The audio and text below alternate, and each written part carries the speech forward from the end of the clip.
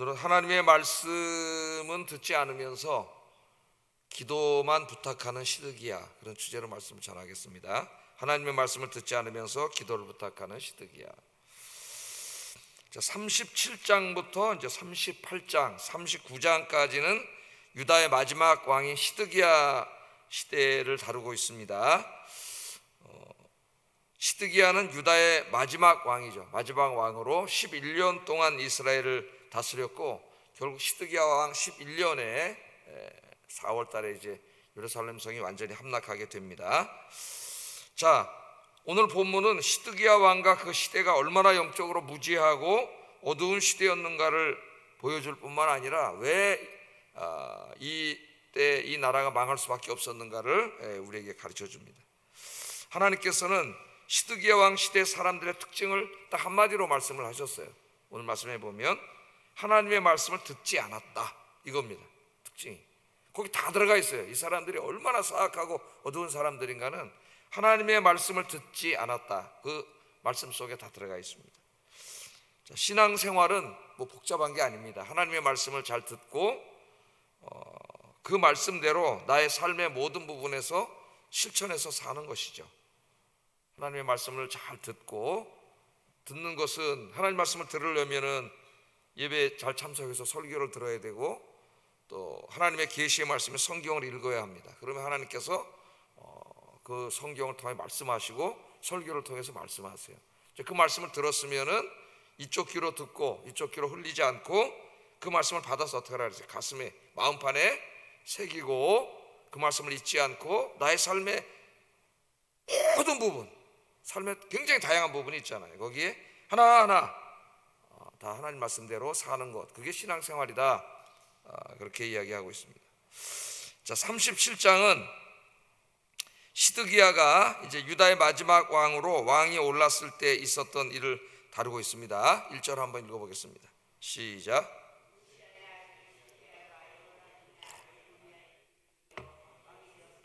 이는 바벨론의 느부갓네살 왕이 그를 유다 땅의 왕으로 삼음이었더라, 그렇게 돼 있어요. 자, 이 말씀에 보면은 시드기야는 여호야김의 아들 고니야의 뒤를 이어 왕이 되었다, 그렇게 돼 있죠. 이제 여러 번 공부했습니다. 저 밑에 파란 글씨, 저 글씨를 잘 보라 그랬죠. 유다의 마지막 다섯 왕을 모르면 이 예레미야서, 에스겔 이런 선지서를 잘 이해할 수가 없어요. 그래서 저 다섯 왕은 외워야 된다, 순서를 이렇게 얘기했습니다. 요시야죠. 요시야가 아니라 요시야 왕, 그 다음에 여호아하스와 여호야김과 시드기야는 요시야 왕의 세 아들이라 그랬습니다. 세 아들. 그러니까 이제 요시야 왕의 세 아들이 다 왕이 됐어요. 여호아하스가 3개월 했죠, 왕.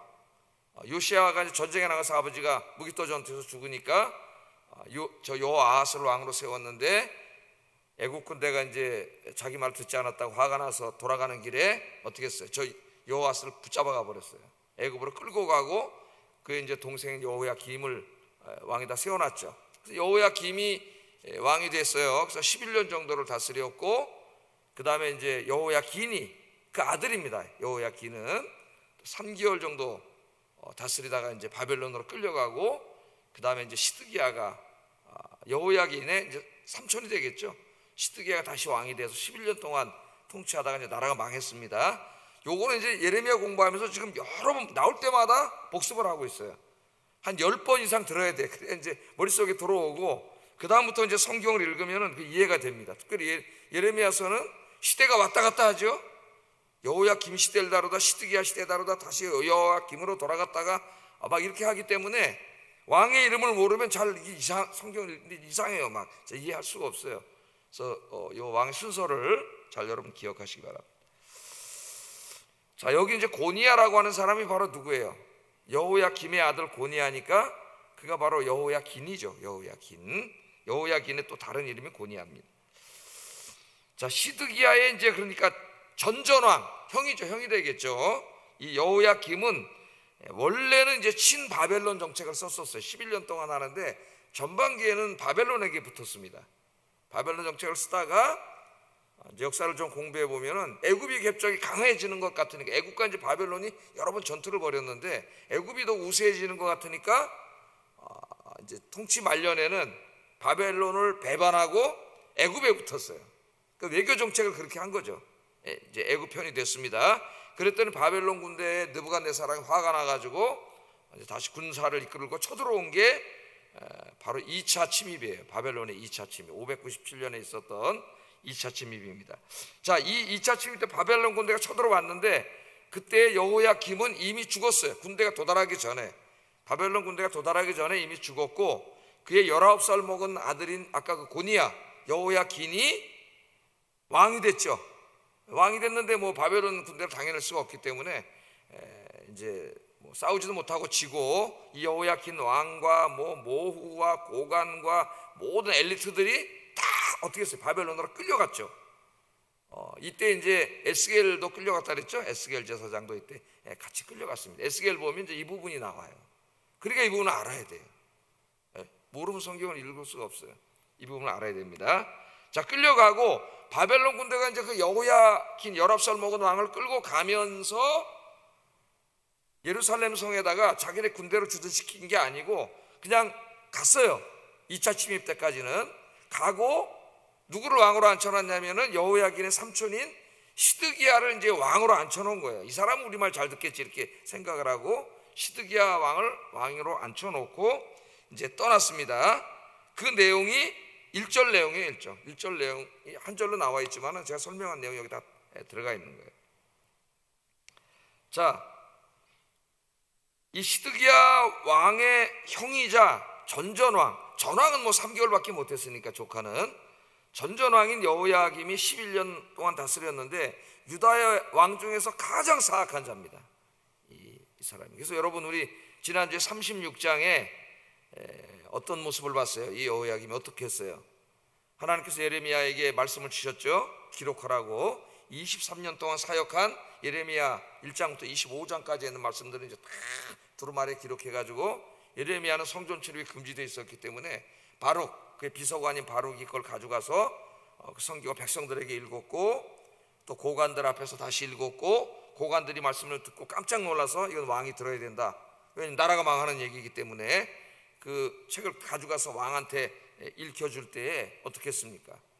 여후디가 성경을 두루마리를 이렇게 펴서 세 번 이렇게 접을 때마다 칼로 잘라가지고 화롯불에다 집어넣어서 하나님 말씀 다 불태웠던 자예요.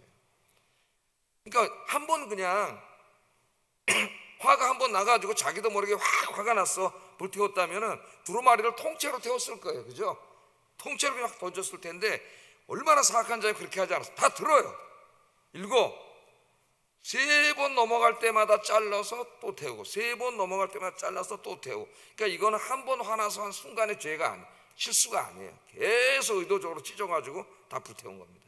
그리고 이 말씀을 기록한 예레미야와 초체로 백성들에게 읽어줬던 바룩을 잡아서 죽이려고 했던 사람이에요. 근데 하나님이 살려주셔가지고 죽이지는 못했죠. 그러니까 굉장히 사악한 자입니다. 우리 그건 알고 있어요. 이미 공부해서. 시드기야는 어떤 자인가? 시드기야에 대해서도 이미 또 여호야김 전에 또 공부를 했기 때문에 우리가 어느 정도 알고 있지만은, 시드기야는 어떤 왕이었느냐? 오늘 한마디로 하나님이 이렇게 말합니다. 2절 읽어보겠습니다. 시작.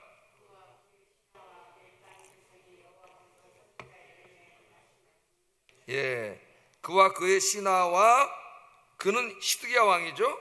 신하와 그 땅의 백성, 그러니까 모든 유다 사람들이 선지자 예레미야를 통해서 하나님이 하신 말씀을 어떻게 했다고요? 듣지 않았다. 그러니까 뭐 더 말할 게 없습니다. 이 안에 모든 게 다 들어갔어요. 자기 형은 태웠어요. 다 태웠어요. 이 사람들은 아무리 예레미야를 보내서 하나님이 성경 말씀을 이야기해도 들으려고조차 하지 않았습니다. 물론 듣지 않았다는 말은 안 들을래 이런 말만 있는 게 아니고 무시했다는 말이죠. 들었어도 그 말씀대로 살지 않고 하나님 말씀을 무시했다는 거예요. 그러니까 이 안에 다 들어가 있어요. 하나님의 말씀을 듣지 않는 자들, 이렇게 하나님 규정을 하셨습니다. 그러니까 이 말씀이 상당히 두려운 말씀이에요. 이제 우리는 어떻게 하고 있느냐? 나는 어떻게 하고 있느냐? 나는 하나님 말씀을 잘 듣고 있느냐? 하나님 말씀에 관심이 있느냐? 그 말씀을 듣는 일에 힘쓰고 들은 말씀대로 내 삶을 되돌아보면서 그 말씀대로 다 이렇게 살아가려고 애쓰고 있느냐?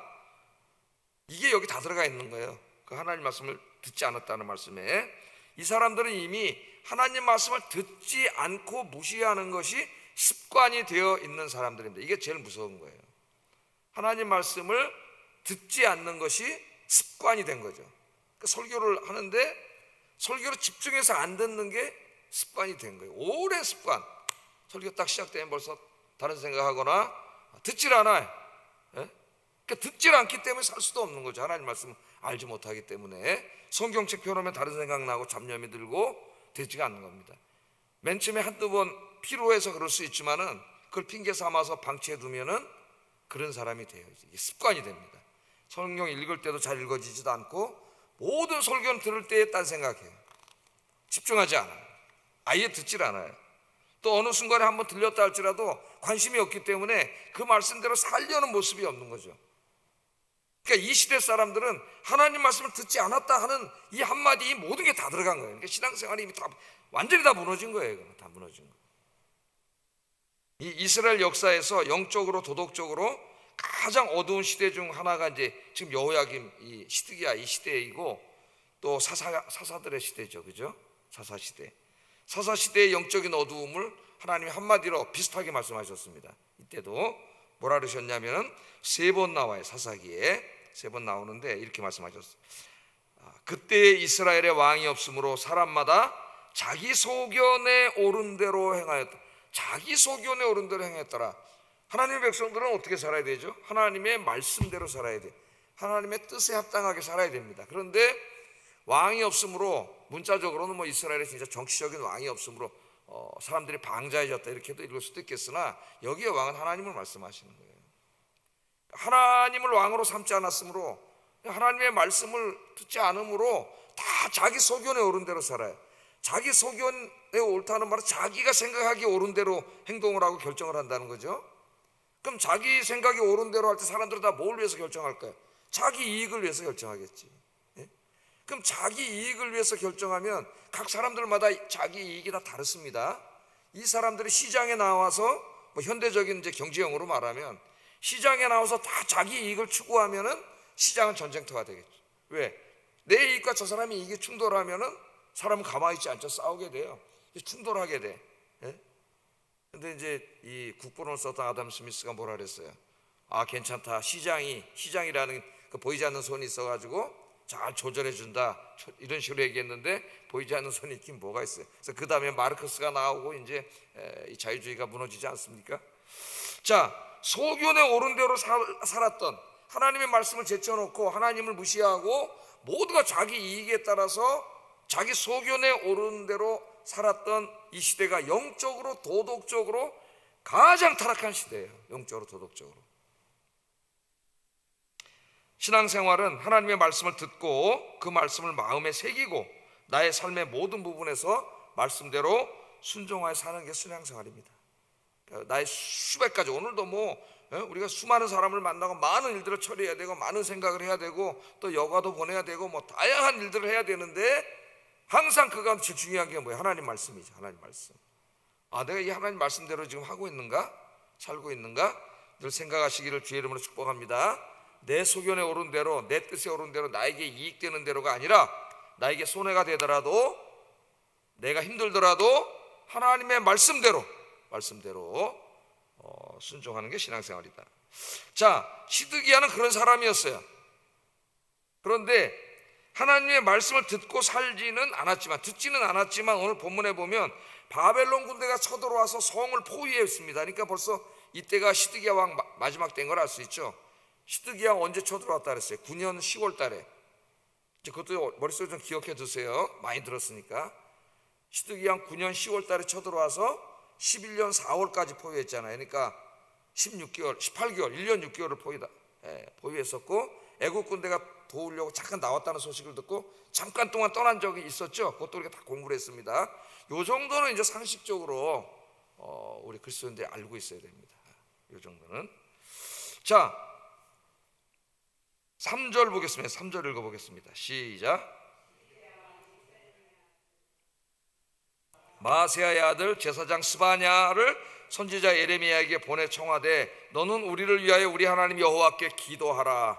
자기는 뭐 기도하지도 않고 시드기야에게, 이제 시드기야가 계속 하나님의 말씀, 여호와 하나님의 말씀을 전하니까 좀 기도를 해라, 이렇게 기도 부탁을 합니다. 그러니까 시드기야는 공식 석상에서는 예레미야를 무시해요. 막 잡아다 가두고 막. 왜냐하면 그 신하들이 다 싫어하거든, 백성들이. 그런데 사적으로는 몰래 불러가지고 기도도 부탁하고 물어보기도 하고, 그러니까 뭔가 예레미야에 대한 약간 두려운 마음이, 일말의 그런 마음이 있었던 거예요. 그런 면에서 여호야김하고는 조금 다른, 여호야김보다는 조금 나아. 여호야김은 그냥 다 불태워버리고 하나님 말씀도 잡아다 죽이려고 그랬는데, 그래서 이제 바벨론 군대가 포위를 하고 막 그러니까 기도를 좀 부탁을 했습니다. 기도를. 자, 5절에 보면은 바벨론 군대가 이미 포위하고 있음을 우리에게 가르쳐주는 말씀이 나와요. 바로의 군대가 애굽에서 나오매 예루살렘을 애워쌌던 갈대아인이 그 소문을 듣고 예루살렘에서 떠났더라.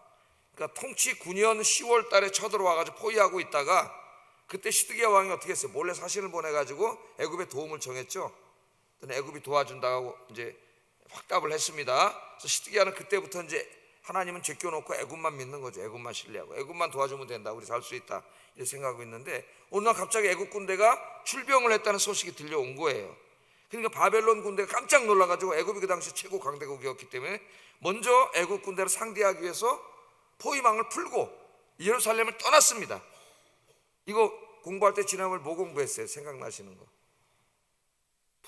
푸니까 뭐래? 노예 종들을 풀어줬다가 다시 어떻게 했어요? 다시 잡아들였잖아요. 생각나세요? 안 나세요? 지난번에 한번 공부했죠. 그때 사건이에요. 그래서 떠났어요. 그러니까 이때 시드기야가 좀 고무가 된 거예요. 야, 이거 진짜 진짜 떠났네. 그런데 잠깐 동안 평화가 왔지만은 다시 돌아오면 옛날하고 똑같이 돌아가지 않습니까? 이제 불안해지니까 시드기야에게 오늘 보면은 부제사장까지 보내가지고 좀 기도를 부탁했습니다. 기도를 해주시오, 이렇게 부탁을 했어요.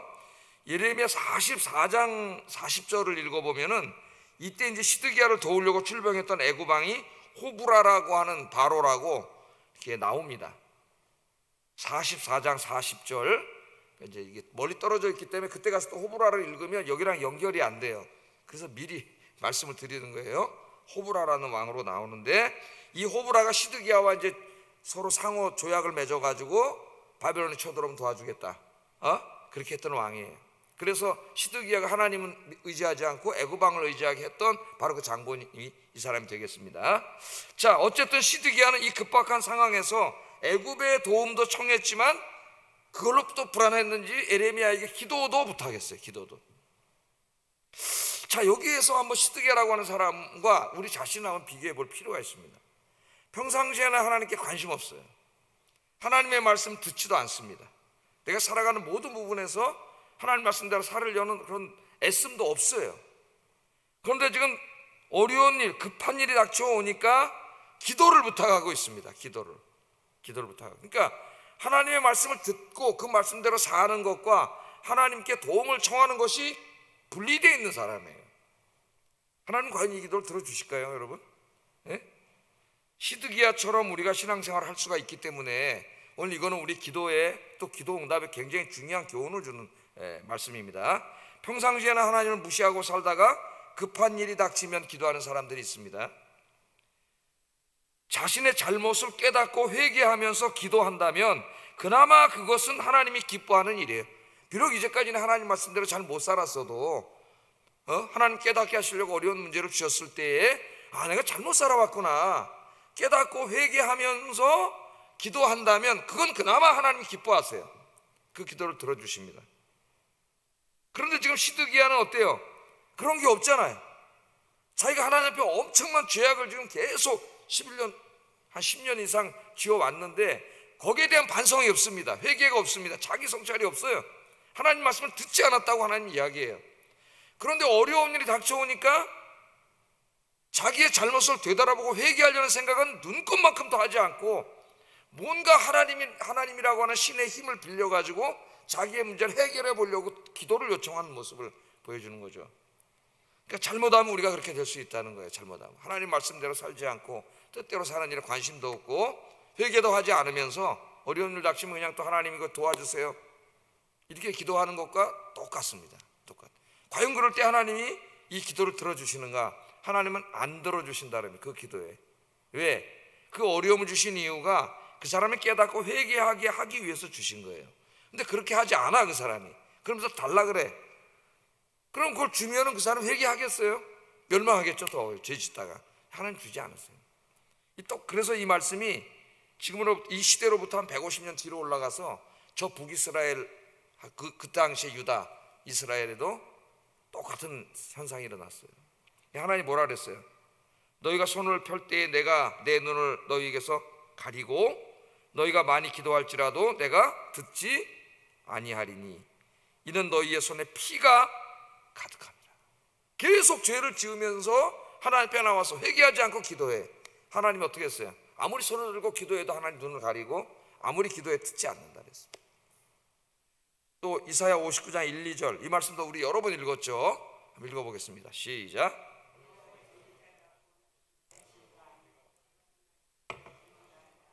오직 너희 죄악이 너희와 너희 하나님 사이를 갈라놓았고 너희 죄가 그의 얼굴을 가리어서 너희에게 듣지 않으시게 함이니라. 그러니까 이스라엘 사람들이 기도하면서 왜 하나님이 안 들어주십니까? 왜 안 들어주십니까? 우리 기도에 왜 외면하십니까? 하나님 말씀하시는 거예요. 여기 말씀이 내 손이 짧아서 구원하지 못하는 것도 아니고 귀가 어두워져서 듣지 못하는 게 아니라 니들이 매일 죄를 짓고 회개하지 않기 때문에 그 죄가 너와 나 사이를 멀어지게 내가 듣지 못하게 하고 도울 수 없게 만들었다는. 그러니까 우리가 죄를 지면은 죄를 짓고 회개하지 않으면 하나님과 사이에 자꾸 이 죄가 끼어들어가지고 자꾸 하나님으로부터 멀어지는 거예요. 하나님. 이것을 이제 철학자들은 소외라 그래. 소외. 하나님으로부터 점점 멀어져. 그래서 죄라고 안 그러고 현대 신학자들은 소외라 그래요. 소외.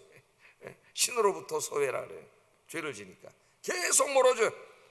하나님이 사랑하시기 때문에 우리 예레미야서에서도 계속 공부해 왔죠. 깨닫게 하셔요. 사람이 언제 깨닫느냐? 자기 인생에 힘든 일이 닥쳐와야 깨닫습니다. 사람 깨닫게 하시려고 주셨는데 그때라도 깨닫고 하나님께로 돌아오면은 하나님 기뻐하시는데 깨닫지 못하고 전혀 시드기야처럼 반성조차 없으면서 예레미야에게 사람을 보내가지고 우리를 위해서 기도해줘라. 네가 믿는 하나님 우리를 도와주시도록 기도해줘라. 이제 이런 태도의 신앙생활은 하나님이 기뻐하시지 않는 신앙생활이고 그런 기도는 백날 해봐야 하나님의 응답이 없다는 겁니다. 기도의 응답이 없어요. 그런 기도에는. 자, 하나님께서 이 말씀도 그 시드기야의 아버지 시대, 그러니까 요시야 왕 시대죠. 그 아버지 시대에 벌써 말씀을 하셨어요. 아버지는 믿음이 좋은 사람이었죠. 요시야 왕은 가장 훌륭한 왕 중에 하나였는데 그때도 똑같은 비슷한 일이 있었는데 그때 하나님이 어떻게 하셨는지 한번 그 말씀을 들어보세요. 열왕기하 22장 19절 한번 읽어보겠습니다. 시작.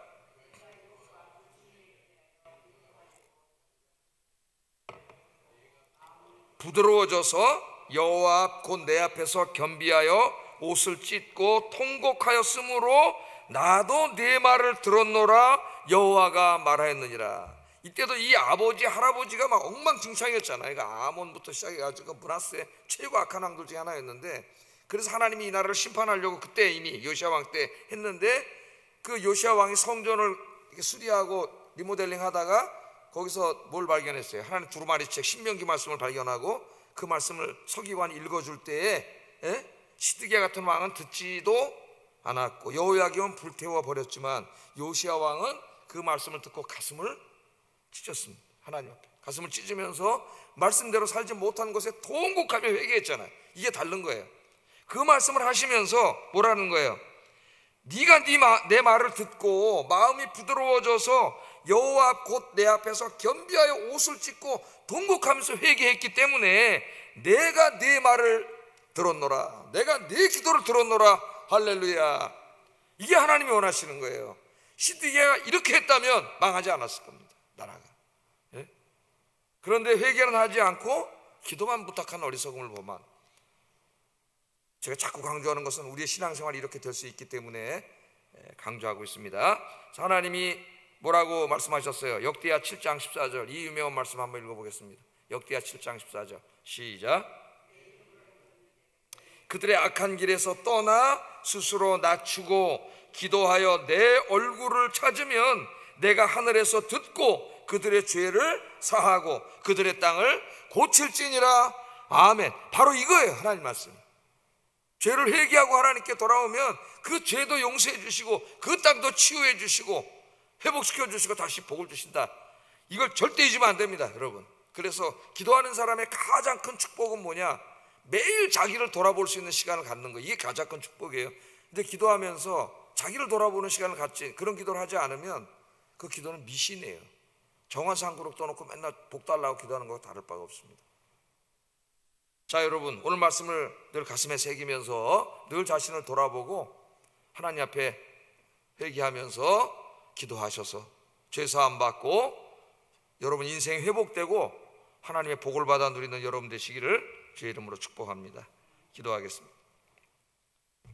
항상 하나님의 말씀을 듣는 일에 힘쓰게 하시고 들은 말씀대로 나의 삶의 모든 부분에서 순종하게 하소서. 하나님께서 깨닫게 하실 때 나의 문제를 위하여 기도하기 전에 먼저 나 자신의 죄와 허물을 회개하게 하소서. 세 번째, 필요할 때만 하나님을 이용하려고 하지 말고 평소에 하나님을 잘 섬기며 하나님 말씀에 순종하게 하소서. 기도하겠습니다.